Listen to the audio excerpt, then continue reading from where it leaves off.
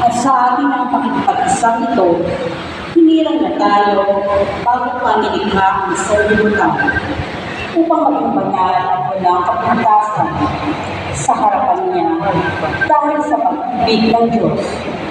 Tayo kanyang itinalaga upang maging mga anak niya sa pamamagitan ni Jesucristo. Yan ang kanyang layunin at kalooban.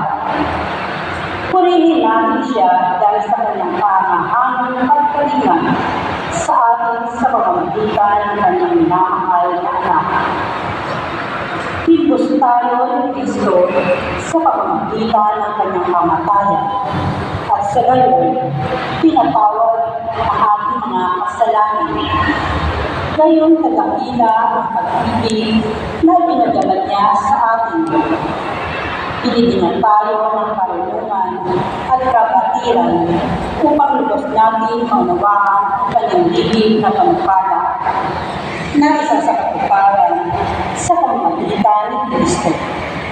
Pagdating ng takdang panahon, ang panukala ito ay pagsasahin kay Kristo ang lahat ng nasa langit at nasa lupa.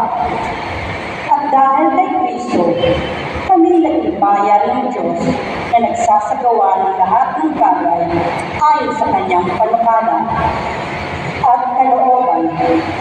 Nangyari ito nang kaligiran din niya noong panguna.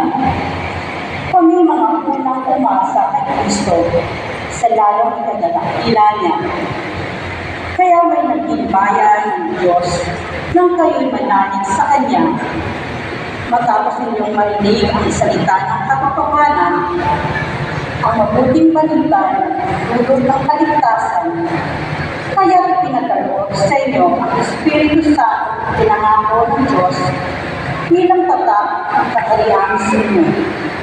Ang Espiritu ng katibayan ng mga pangako ng Diyos sa ating mga hinirang. Hanggang kamutan natin ang Diyos na kaligtasan. Purihin natin ang kanyang kadakilaan. Ang salita ng Diyos. Salamat sa Diyos.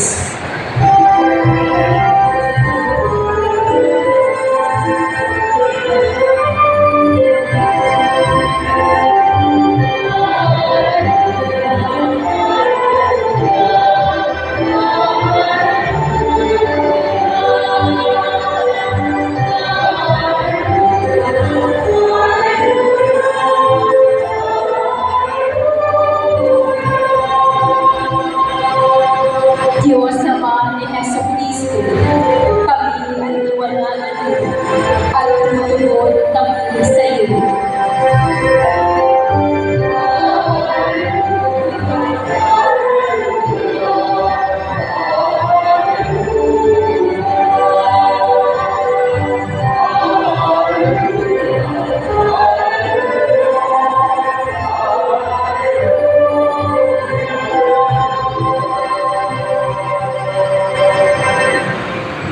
Sumainyo ang Panginoon.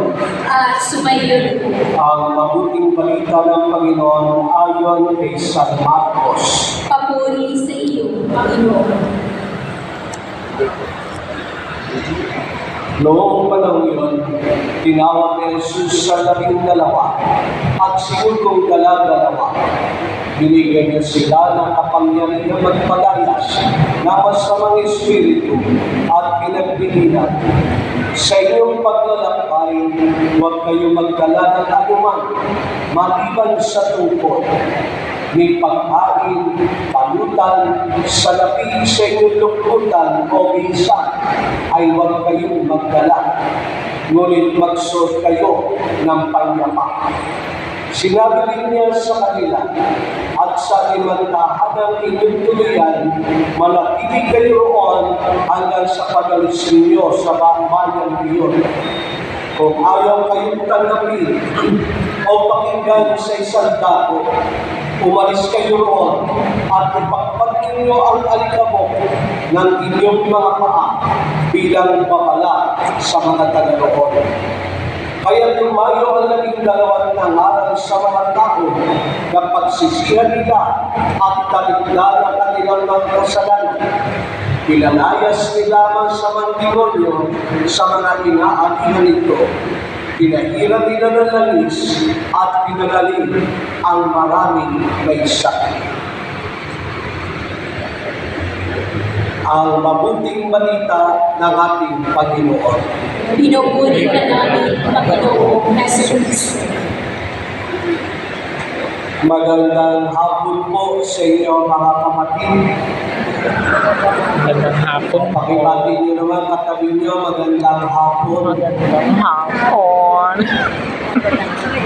Ganda ng lalaking. Ay, wait. Noong